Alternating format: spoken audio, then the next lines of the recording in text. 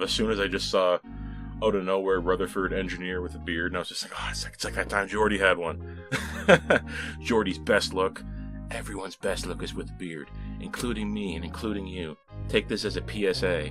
Get the beard going. I don't care who you are. If you can't do it, buy one. I don't know. Stick it on with glue. You gotta do it. Do it yesterday. That's Mark's message for today.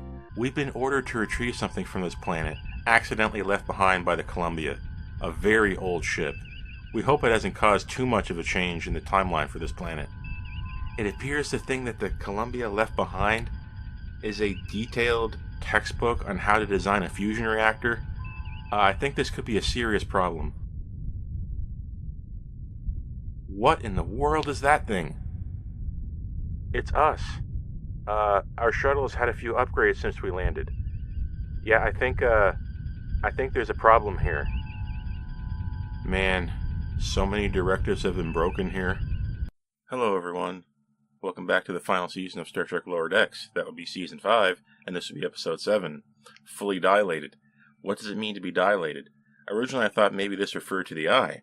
Your eye dilates, that is, gets bigger when it sees something it likes. For me, this would be the Enterprise. For you, it might be something totally different. But in this case, actually, dilation referred to time. Time dilation. What's that mean? Relativity. Maybe 1 second goes by for me, and hours goes by for you. You see, it's all relative. With that out of the way, let's see what's going on in Fully Dilated. This episode, essentially, just to get out of the way up front, is 2 different classic episodes of Star Trek The Next Generation, mashed together. Not as good as the sum of its parts, but not necessarily that much worse either.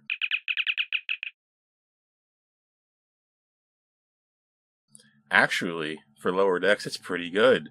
This ended up being an episode that was fun, entertaining, and a little bit lighthearted, and also had a little bit of a message, too. You know, the best of Star Trek always has a message. It has a story. It has something for you to chew on. This episode has it. This episode involves not necessarily an A-plot and a B-plot, but a tiny, minuscule A-plot. You see, dilation. It's all relative. Our A-plot takes place in a few minutes, I guess, but our B-plot, or maybe it's the A-plot, depending on how you look at it, after all, a lot more occurs in our B-plot, as I put it, takes place over about 10 months, so almost a year. So a few minutes for us on the ship is like almost a year on the planet's surface. What is it, Dilma 3? I think that's what they called it, Dilma or Dilva. I can't remember exactly. Anyway, it's a pre-industrial planet. And these fissures we've been seeing so far in Lower Decks, yeah, our background arcing plot that we never seem to really grasp hold of. We only really get bits and pieces here, or maybe I'm wrong, in the end we'll recontextualize everything, and actually it's been operating out in the open this entire time. I was just too stupid to notice. I don't know. We have to close another fissure, okay? But guess what?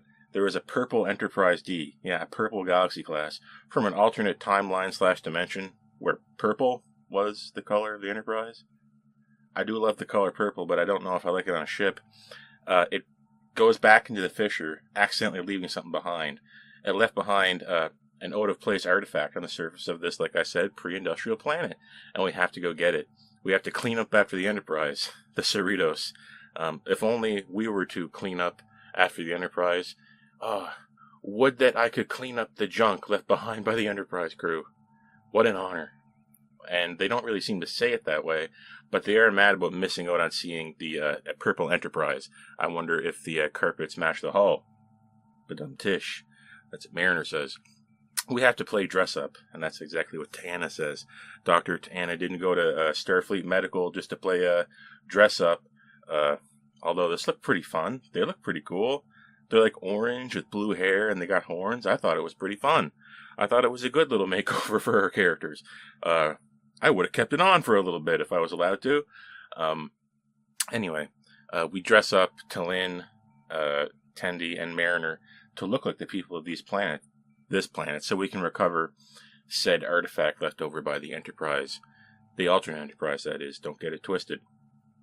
I guess the alternate Enterprise is also displaced in time as well, because we're past TNG, and they're not. They're still flying around the Galaxy class. Again, if only.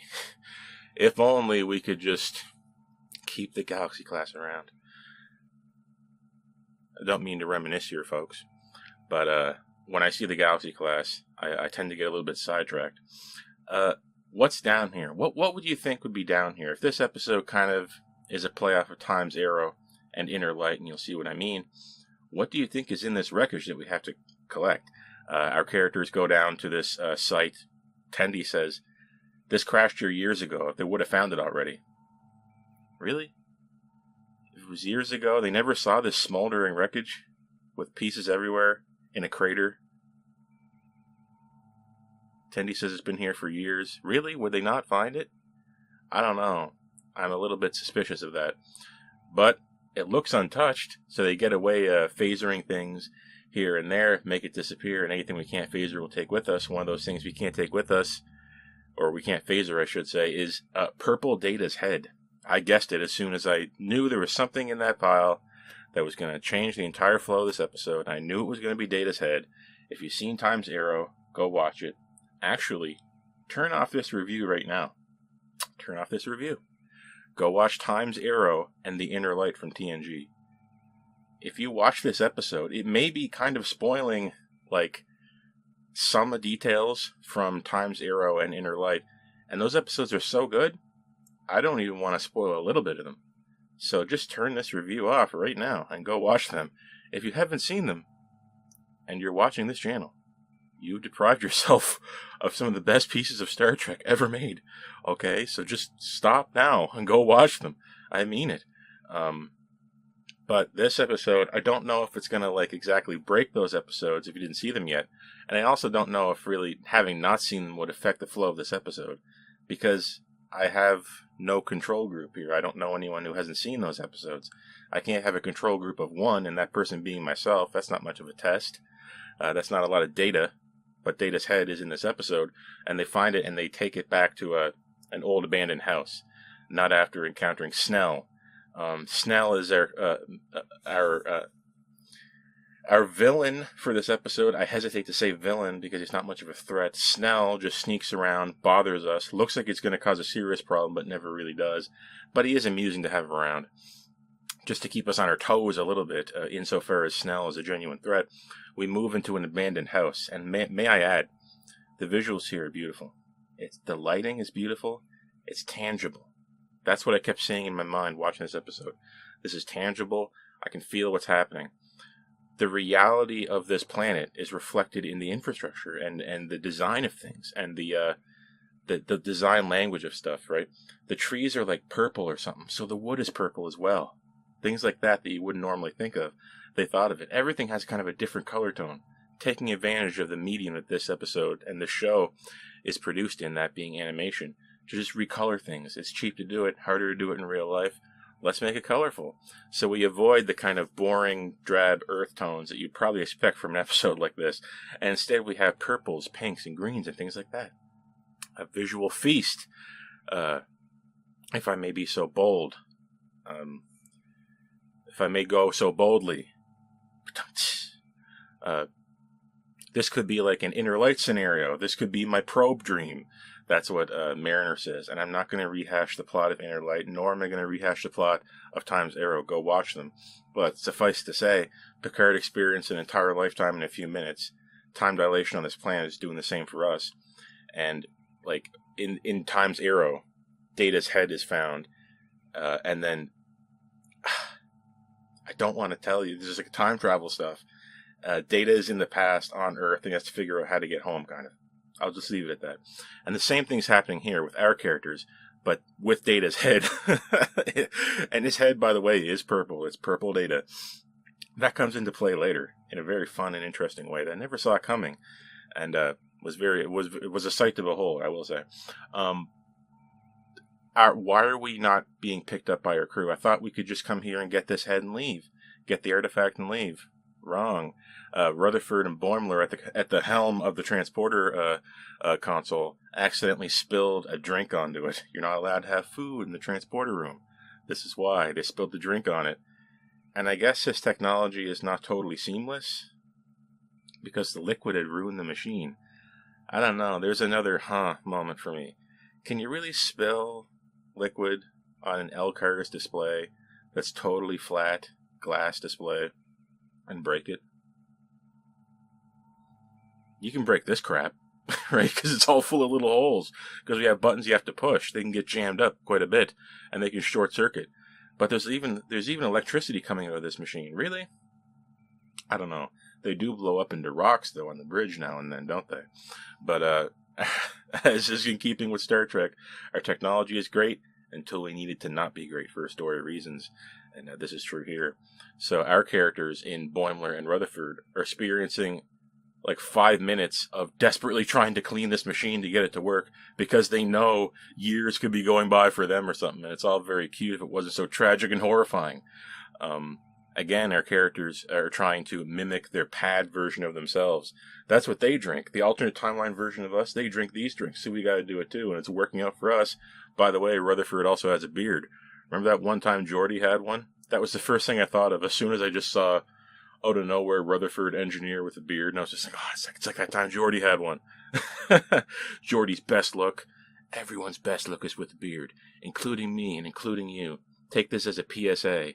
Get the beard going. I don't care who you are. If you can't do it, buy one. I don't know. Stick it on with glue. You got to do it. Do it yesterday. That's Mark's message for today. Okay.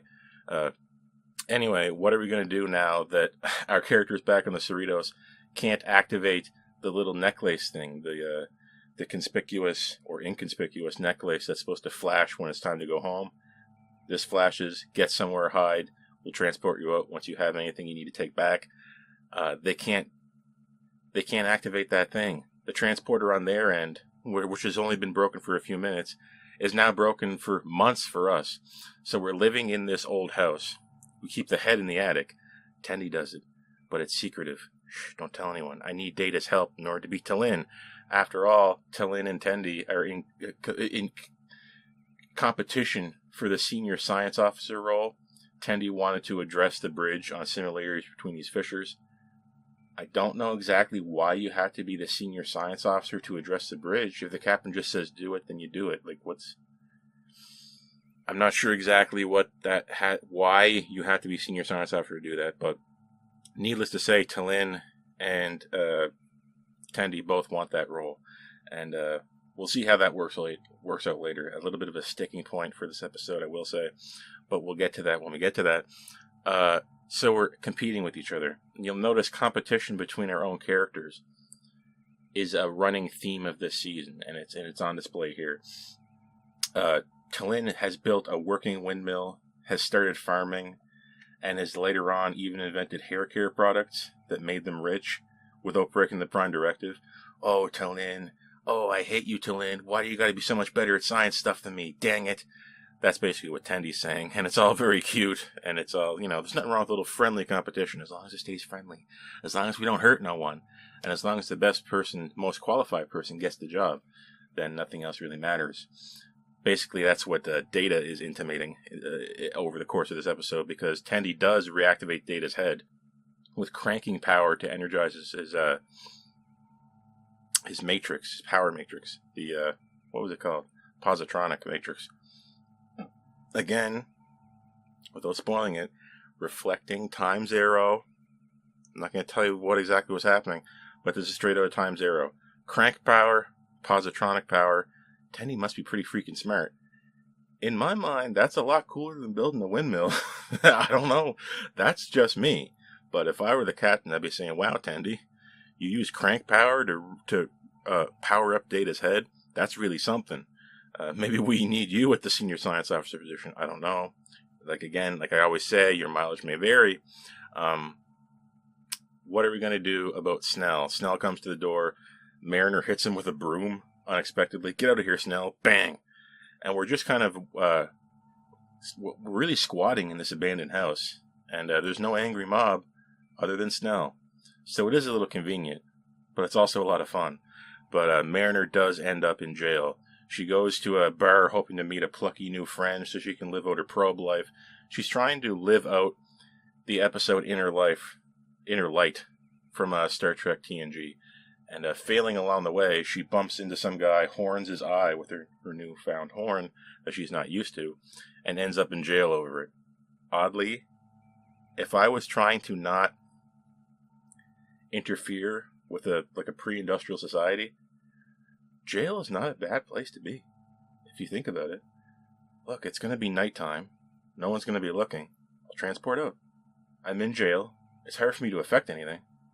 No one will suspect me if I accidentally say something that I'm not supposed to say. Oh, he's just in jail. No one will believe him anyway. Blah, blah, blah.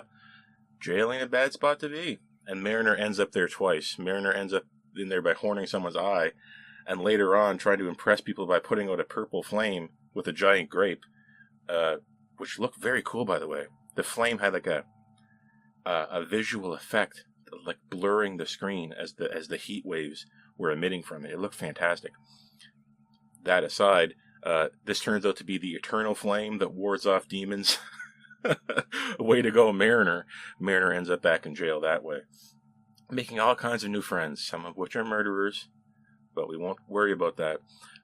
Meanwhile, Tendi and Tallinn are still in a dead heat over who's going to have the cooler science report upon return to the Cerritos, should they ever return to the Cerritos, because Rutherford and Boimler are still trying to clean the transporter console. They've given up cleaning it with their uniforms. Now they're just licking it clean, saying it tastes like the old transporter operator. Oh, I don't think he washed his hands before he used this. Ugh. There's a little bit of a spine tingler. Tasting someone's handprint off a screen. Hey, there's an interesting little screenshot for you I just made. Tallinn, it would appear that Tallinn may be breaking the Prime Directive. That's what Tendi says in an effort to get ahead of her. No, she's not. She's just using what she has and does the best she can with it. Farming techniques, selecting for certain traits, using the juice from the schnoop fruit, schnoop fruit, that's what it's called, to create shampoo or something like that. We're not really cheating here. We're just kind of, advancing things a little bit. Although, improving the farming technique is a little bit suspicious. Do you want to do that? Do you want to show people that you can grow a grape the size of a watermelon? I don't know. I don't know if that's a good one. I don't know. A little bit spooked about that. I don't know. Maybe I won't put that in that report, Tallinn, if I were you.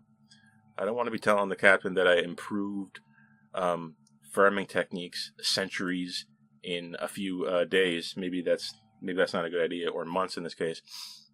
But Tendi is upstairs with Data's head. Data says, "I will help you with your science studies so that you can beat Tallinn." Haha.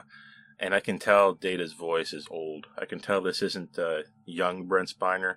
Brent Spiner again appears in another Star Trek series. You just can't keep him down, but you can't keep him young either. And he does sound noticeably older. And that voice is coming out of a younger Data head, although it is purple. They did really capture the mannerisms and the way, the subvocal visual things that Data's head does. They got it perfect. They got him perfect. It's so obviously Data's head.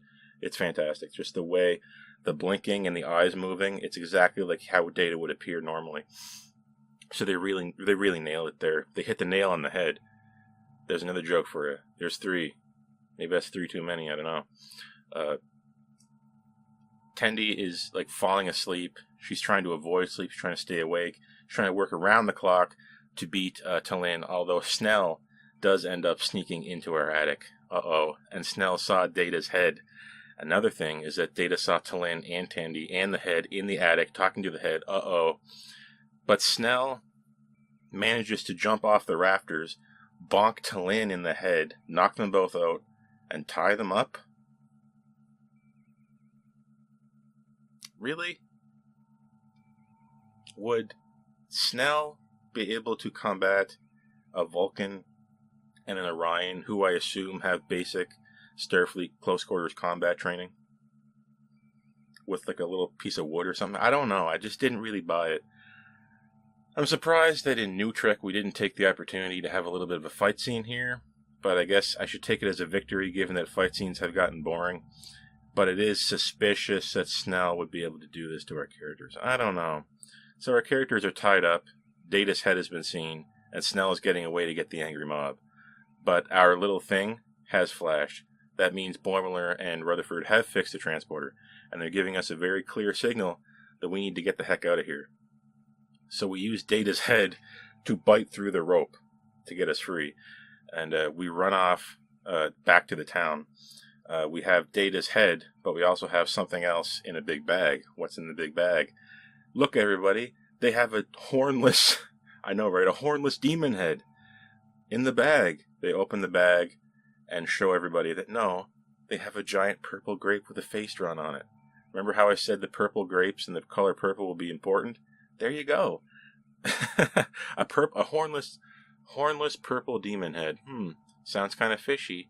What rolls out of the bag? A giant purple grape with a face drawn on it. And meanwhile, T'Lyn has Data's head, not Tendi. A little bit of a sleight of hand. So Snell has been fooled again in public, and Snell is totally discredited, and no one's going to believe anything he said, so we're kind of off scot-free. But we do have to run, and we have to get out of here. Snell is chasing us, but he doesn't catch us before we back to the top of that hill, or, what I assume is our designated beam-out point. I don't know. And we get up there where no one can see us. Snell's coming. Not that anyone would believe him anyway if we transport it out of here. Let's just be honest. We have a little joke with Data's head. Mariner says, I expected you to be warmer. And then she says, this is pretty cool. And then Data's like, why are you talking about the temperature of my body or something like that? It's so Data. And it really sounds, from what Mariner was saying, that Mariner had first-hand experience with Data. She says, this is so cool. I always thought you were so cool. Maybe that picture that was floating around a few years ago about Lower Decks showing that girl on the Enterprise D, maybe that really was Mariner. Who knows? Maybe that's going to be a reveal or something like that. We have a episode that takes place on the Enterprise D with a young Mariner and, something like that. Mariner is older than she looks. Wasn't Mariner like 35 or something? Like, Mariner is weirdly old compared to everybody else. Didn't we figure that out a few seasons ago? I think we may have. I don't know. Maybe I'm barking up the wrong tree here.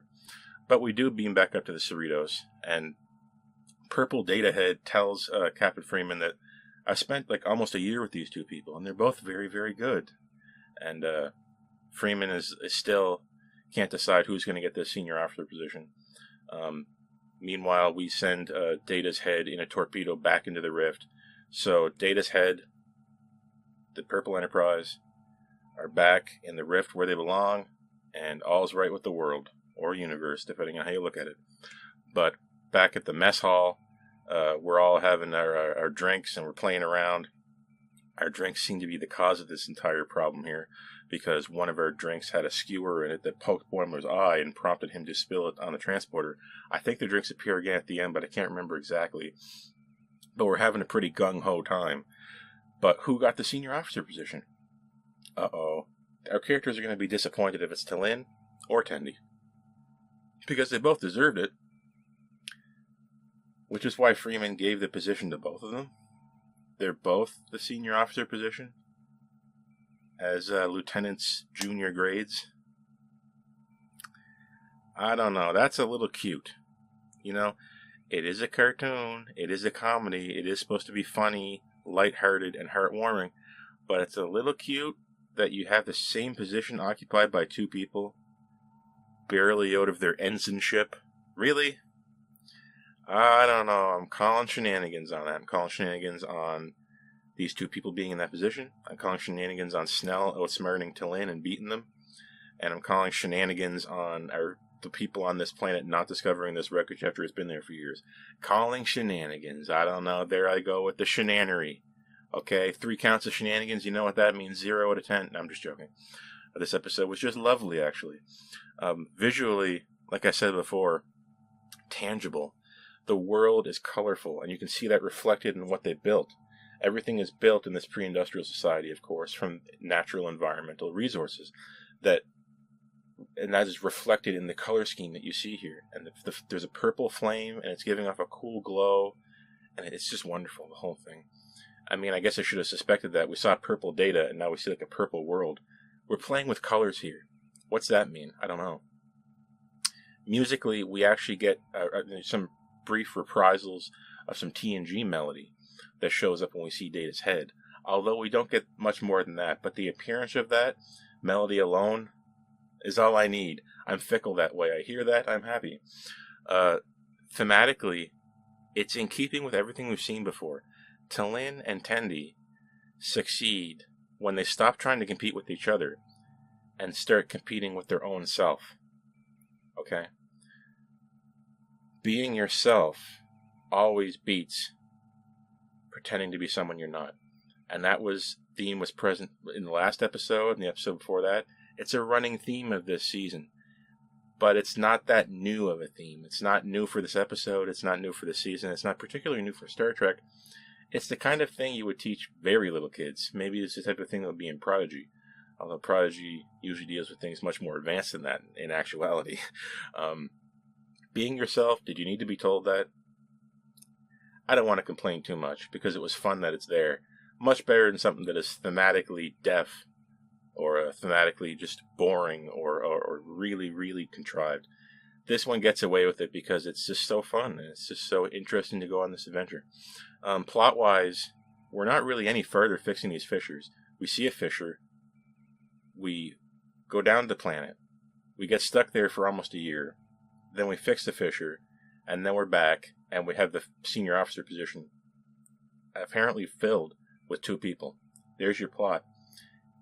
The goings-on in this planet are the real meat of this story. And from moment to moment, I think it tells an interesting tale. Without all the strange verbal references to previous Star Trek, Mariner says Carbon Creek, I think at one point.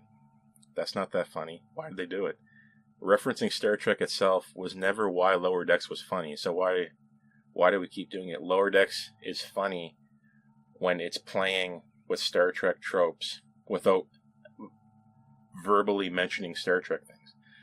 That's when Star Trek's at its best. When aliens are causing a funny situation for our characters who are trying to save the day and end up doing it in a funny way. There's a nice little poem for you. That's Lower Decks, and that's when it's at its best. And this episode kind of gives us that. It gives us adventure. It gives us our characters in funny situations. And we do save the day. What's more to want? So we're kind of winning on most of these pillars, as I like to rate Star Trek episodes on. With all that being said, I'm going to have to go ahead and give this episode a solid 6 out of 10. We're just short of Farewell to Farms. Maybe in time I may learn to like this more than Farewell to Farms. I don't know. But for me, right now, Lower Decks Season 5 standout episodes have been this and Farewell to Farms, and I'm happy to say that. I do wonder what's coming for Lower Decks in its final season and last few episodes. After all, there's only 3 left. Maybe they're going to do 2 at the same time as a finale. I don't know. I don't know how that's going to work out, what that's going to do for the schedule. Someone said that the last 2 would air at the same time, but maybe they were lying. I don't know. People tend to lie. That's right. Why would somebody lie on the internet? Really? Would someone do that? Lie on the internet? I'm from Starfleet. We never lie. That was fully dilated. Are my eyes fully dilated? You can't tell. I'm wearing sunglasses. I'm also Lieutenant Mark, and I'm going to see you when next time I see you. Lieutenant Mark, signing out. Yeah!